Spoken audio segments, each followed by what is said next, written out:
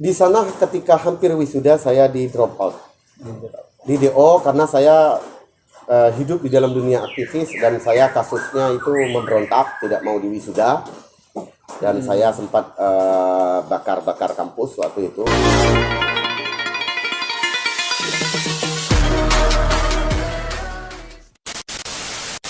Bismillahirrahmanirrahim. Assalamualaikum warahmatullahi wabarakatuh. Selamat siang teman-teman semua, khususnya teman-teman yang masih setia tetap stay di Jendi Channel.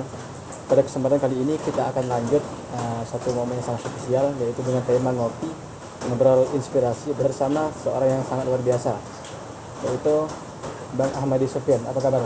Alhamdulillah, kabar baik. Alhamdulillah. Jadi sebelum kita lanjut berdiskusi bersama beliau, mungkin ada beberapa hal yang teman-teman semua harus mengetahui terkait beliau. Nama beliau Ahmadi Sofyan, tempat tanggal lahir Kemuja 8 Desember 1980. Alamat Gerahapuri Selindung, Pangkal Pinang. Kemudian pendidikan S1 IKIP Budi Utomo, Malang, Jawa Timur. Untuk karir sendiri sampai sekarang beliau masih sebagai seorang penulis buku, masih Ya. Ya, masih, dan juga sekaligus pemerhati budaya khususnya di daerah Provinsi Bangka Belitung. Untuk moto hidup dia sendiri silakan dicatat, barangkali bisa menginspirasi kita semua. Setiap tempat adalah sekolah, setiap orang adalah guru, setiap peristiwa adalah mata pelajaran. Itu mungkin sedikit yang perlu disampaikan sebelum kita lanjut diskusi pada hari ini. Ya, langsung saja untuk kita yang pertama terkait diskusi kita hari ini, mungkin hal yang menarik yang perlu banyak orang bertanya terkait Ahmadi Sofyan. Mungkin di Bangka Belitung dengan nama Bang Ahmadi Sofyan atau semikian atau Kuhop itu tidak asing lagi. Akhirnya perlu tanyakan, ini kan seperti moto yang disampaikan bahwa setiap tempat adalah sekolah. Tempat seperti apa yang Bang Ahmadi sendiri maksud bahwa tempat itu adalah sekolah? Seperti apa maksudnya? Jadi intinya itu sebenarnya bahwa dalam hadis Nabi disebutkan tuntutlah ilmu dari mulai kandungan sampai ke liang lahat. Yeah. Artinya semua tempat yang ada di muka bumi ini, karena kita tinggal di planet bumi, itu bisa kita jadikan sekolah. Teras rumah adalah sekolah, rumah tangga kita adalah sekolah, kebun kita adalah sekolah. Di sana penuh dengan ilmu semua. Saya ketemu dengan John D, ketemu dengan Rian Fernando, ketemu dengan kawan-kawan yang ada di sini. Itu adalah guru buat saya. Apa yang saya pelajari, bahkan seorang pemabuk pun ketika dia mabuk teler, bisa nggak kita belajar dari situ? Bisa. Oh, kalau kita mabuk teler kayak gitu, nggak ada yang menghormati kita. Justru terbuang kita di tengah masyarakat, nggak disukai keluarga. Guru nggak, bagi kita guru dia. Itu pelajaran di depan mata kita. Nah, itulah kenapa saya menjadikan moto itu, setiap tempat kita bisa belajar. Ketemu dengan siapapun itu kita bisa belajar. Nah, peristiwa yang terjadi itu mata pelajarannya. Kalau saya sudah melihat orang narkoba hidupnya susah, berarti saya pelajarannya adalah narkoba menyusahkan kita. Nah, itu aja sebenarnya dari moto itu. Ya, contoh sederhana yang sederhana, betul. Oke. Terus di sini. Jadi juga terkait moto juga kan. Tadi sebagai contoh kan salah satu seorang yang narkoba yang tersimpung dalam narkoba. Jadi bagaimana misalkan seorang Abang Ahmadi selaku yang memiliki moto tersebut untuk menyikapi orang-orang yang mungkin berkata, mungkin ada sebagian orang yang menanggapi untuk berteman khususnya itu milih-milih, itu bagaimana terhadap hal tersebut? Ya, kalau untuk kenalan, untuk sekedar teman, kita tidak boleh milih kalau menurut saya. Tetapi ketika sudah menjadi sahabat, itu kita perlu pilih-pilih. Karena orang itu bisa dilihat dengan siapa dia bersahabat. Siapa sahabatnya, itu kita lihat, oh itu dirinya. Artinya begini, ketika saya terbuka, maka semua orang bisa masuk. Oke, kita welcome kepada semua orang. Orang baru keluar dari penjara, datang ke rumah ini, Bang, saya baru keluar dari penjara, gini, kita terima. Tetapi untuk menjadi sahabat, nanti dulu. Kau bisa berubah baik nggak? Kenapa? Karena saya belum tentu kuat. Hari ini saya mengatakan saya tidak narkoba.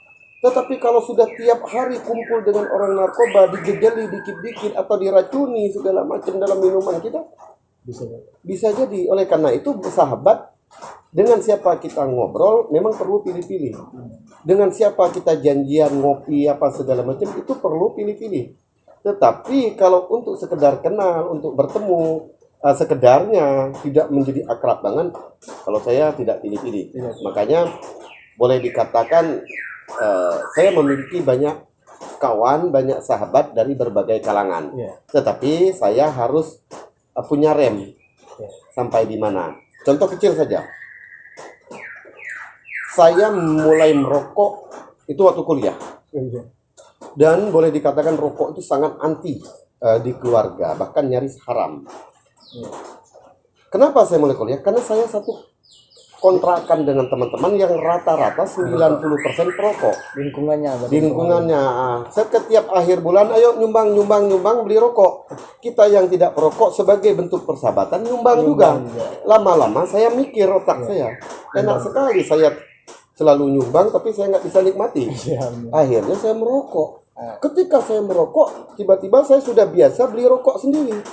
Setelah akhirnya saya jadi perokok. Nah itu, oleh karena itu perlu siapa teman terdekat kita. Kalau Rian dengan Jondi akrab, artinya ada irama di antara kalian berdua, misalnya kan. Nanti saya dengan Jondi dengan Rian, oh berarti ada irama. Nah itulah hanya perlu kita memilih teman dekat atau sahabat itu. Perlu memilih kalau untuk teman dekat dan sahabat. Karena itu yang sebagai anak muda, teman mana yang bisa mendorong kita menjadi orang sukses dan orang baik serta bahagia. Ya, saya mau berteman dan akrab dengan kamu karena saya yakin kamu bisa mendorong saya dan saya bisa mendorong kamu untuk ke arah yang lebih baik, untuk sukses, sehingga saya bisa berteman akrab karena saya punya keyakinan sehingga saya bisa bahagia. Nah itu. Oke, tadi kan terkait moto yang disampaikan oleh Bang Ahmadi sendiri. Kemudian ya, hal yang menarik ini, mungkin sebagian orang, termasuk juga Bang Ahmadi, mungkin kalau bicara tentang karir itu luar biasa. Ada penulis buku, merhati budaya dan lain-lain.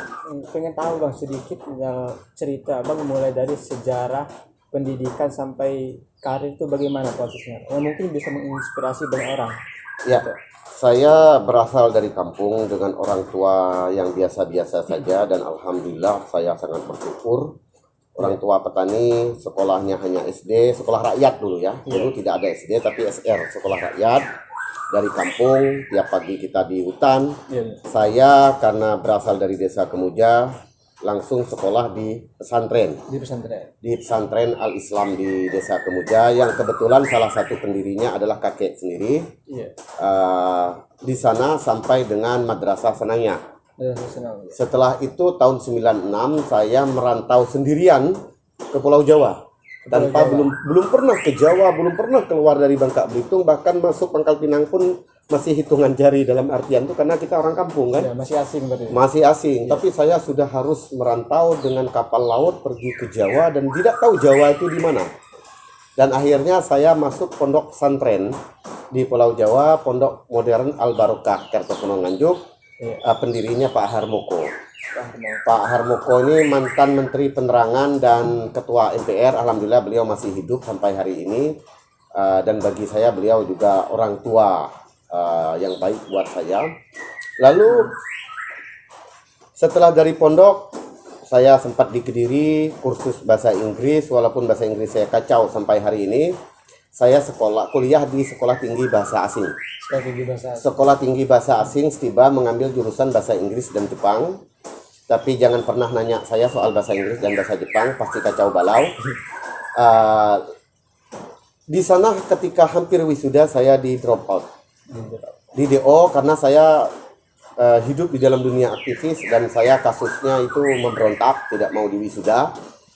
Dan saya sempat bakar-bakar kampus waktu itu nggak boleh diikuti ya. Nah, itu masa lalu. Lalu saya juga kuliah di IKIP Budi Utomo Malang, alhamdulillah selesai. Itu rasa syukur orang tua saya, ternyata anaknya yang di DO dari kampus 1 ternyata selesai di kampus berikutnya. Nah, saya menulis dimulai dari saya kalau buku dari awal kuliah. Awal kuliah saya sudah menulis buku sambil saya jadi aktivis mahasiswa. Kalau orang bertanya kenapa jadi penulis, apa saya punya bakat? Tidak. Saya nulis tuh nyari duit dulu. Dulu ya. Iya, saya benar nyari duit. Jadi jujur aja, karena ketika buku saya terbit ternyata saya dapat royalti dan saya baru tahu bahwa buku terbit dapat royalti. Kalau artis kan bikin lagu, nyanyi dapat royalti. Ya, dapat royalti. Ternyata ini buku loh, kok dapat duit ya? Nah, sedangkan saya hobi aja nulis. Akhirnya keturutan terus nulis sampai hari ini lebih dari 80 buku yang sudah terbit. Dulu sangat produktif sekali ketika saya jadi mahasiswa. Karena saya memandang duit bukan popularitas. Iya. Dulu saya nyari duit. Saya nggak penting yang namanya nama, popularitas dulu itu. Sehingga buku apa aja kalau mau terbit saya tulis. Gitu kan. Nah, yang penting bisa terbit dan saya dapat royalti. Nah, waktu itu yang saya terpikirkan. Makanya saya produktif. Nah, lalu pulang ke Bangka Belitung ini ketika era Bupati Yusroni Yazid saya diminta pulang. Era Zulkarnain Karim jadi wali kota, akhirnya saya ikut Pak Zulkarnain Karim, sempat ikut Yusroni Yazid juga. Dan saya lebih banyak bergerak di bidang sosial kemasyarakatan dan budaya. Nah, itu yang saya lakukan sampai hari ini. Sampai hari ini. Dan saya tidak bekerja ke instansi manapun karena saya belum pernah melamar pekerjaan sampai hari ini. Jadi sejak saya selesai kuliah, tawaran kerja banyak, tetapi saya ingin menjadi manusia merdeka. Manusia merdeka itu aja.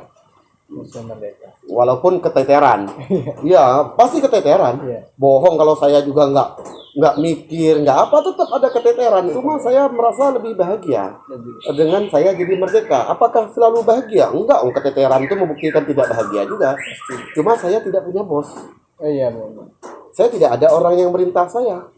Saya tidak punya beban dalam artian tuh, waduh kalau saya nggak bekerja kayak gini nanti saya dipecat. Nah, nggak ada. Jadi nggak ada orang yang bisa mecat saya karena saya nggak ada bos, gitu kan? Nah, cuma ya keteteran tetap ada, ekonomi keteteran kadang kala gitu kan. Apalagi kita sudah punya keluarga, pasti itu perlu dipikirkan. Betul. Tadi ada hal-hal yang menarik yang bisa saya simpulkan terkait penyampaian dari Bang Ahmadi Sofyan sendiri. Di sini kita mengingat sekarang ya, termasuk saya pribadi masih statusnya sebagai seorang mahasiswa, yang mungkin bisa dikatakan masih tahap-tahap menuju semester mahasiswa akhir. Jadi hal yang menarik di sini ialah tentang aktivis dan pemberontak. Itu menurut saya hal yang menarik. Mengapa menarik? Tadi perlu saya tanyakan bagaimana seorang Bang Ahmadi Sofyan menyikapi hal tersebut di balik kesibukan seorang aktivis masih menyempatkan diri sebagai seorang penulis. Itu sangat jarang orang-orang yang punya inisiatif seperti itu. Itu bagaimana? Ya, karena saya merantau, nyaris tidak pernah pulang ke rumah di Bangka karena jauh ya, harus 2 kali naik pesawat kalau pakai pesawat. Kalau pakai kapal laut terlalu lama. Kondisi ekonomi waktu kuliah itu kacau. Kacau dalam artian tuh memang kita orang tua sepertinya sudah tidak mampu untuk membiayai kita. Sedangkan saya hidup dalam dunia aktivis yang pulang kuliah rapat, aksi apa segala macem. Tapi di sisi lain saya harus dapatkan duit. Dan saya tidak mau bekerja, saya tahu jiwa saya. Jiwa saya tidak mau bekerja ke orang. Sedangkan saya hobinya baca buku, hobinya mengeksplor apa yang ada di kepala saya. Waktu itu belum zaman digital. Sehingga saya menuangkan melalui tulisan, dan saya tidak punya komputer karena tidak bisa pakai komputer. Saya pakai tulisan tangan dulunya nyuruh kawan yang ngetik. Akhirnya walaupun kawan sambil marah-marah, ternyata jadi buku, lalu dapat duit. Padahal diterbitkan jadi buku saja saya sudah senang. Karena bukti saya pintar. Kalau menurut saya waktu itu saya punya buku. Karena waktu itu saya punya prinsip, kalau belum menerbitkan buku saya belum mau wisuda. Berarti kepintaran saya belum teruji. Itu waktu itu prinsip awal-awal kuliah. Akhirnya ketika saya wisuda, saya sudah nulis puluhan buku. Nah, saya membagi waktu itu karena aktivis jarang tidur. Jadi saya memanfaatkan waktu yang jarang tidur itu. Tengah malam menulis atau bangun tidur saya menulis. Apa yang bisa saya tulis, saya ungkapkan pada saat itu. Akhirnya ternyata membuahkan hasil secara ekonomi. Secara ekonomi, cuma nakalnya saya hal seperti itu nggak pernah saya beritahu sama orang tua. Orang tua tetap aja ngirim duit gitu kan. Padahal saya sudah Maaf, saya sudah ada tanah, saya sudah punya fasilitas, saya sudah punya kendaraan. Iya. Bahkan belum selesai kuliah, saya bahkan sudah punya mobil walaupun jelek-jelek. Iya. Orang tua nggak pernah tahu. Nggak pernah tahu. Ketika tahu, oh kurang ajar ini anak, mendingan gak usah kita kirim duit. Iya. Saya bilang biar tanggung jawab mak bapak, saya bilang kan. Jadi itu nakalnya. Yang nakal-nakal ini saya ceritakan nggak usah diikutin, gitu kan. Tapi inisiatif saya untuk menulis tadi, saya harus membagi waktu. Iya. Semakin kita sibuk, justru kita semakin produktif. Semakin produktif. Saya, orang seperti saya, kalau tidak ada kegiatan malah memang benar-benar nggak ada kegiatan, otak buntu, malah nggak produktif. Iya, benar. Tapi kalau sibuk, tadi saya pagi-pagi saya harus rapat Iya. di Polda bersama Pak Kapolda, pulang ke rumah sholat zuhur sudah janjian dengan John D dengan Riane. Kalian berdua saya sudah janji, nanti sore saya harus pergi lagi. Justru produktif. Bisa lebih produktif. Lebih produktif karena kita ngatur waktu akhirnya, Iya. teratur. Coba kalau nggak ada jadwal, nggak ada mau ngapain ya, mau ngapain, akhir otak juga buntu. Makanya jangan takut jadi orang yang sibuk gitu. Iya, benar. No. Mungkin teman semua tadi sudah dengarkan sedikit terkait biografi beliau, perjalanan karir dan lain sebagainya. Jadi nanti tetap stay di Johnny Channel. Nanti setelah ini kita break terlebih dahulu. Setelah itu kan kita lanjut lagi. Sekian untuk yang pertama, Bang Ahmadi. Terima Siap. kasih. Jika ada kesalahan saya mohon maaf. Sekali lagi kepada Bang Ahmadi Sofyan, banyak terima kasih atas pemaparannya yang mungkin sangat menginspirasi kita semua. Sekian dari saya. Jika ada kesalahan dalam penyampaian saya mohon maaf. Bila Allah saya menampun. Wassalamualaikum warahmatullahi wabarakatuh. Waalaikumsalam warahmatullahi wabarakatuh.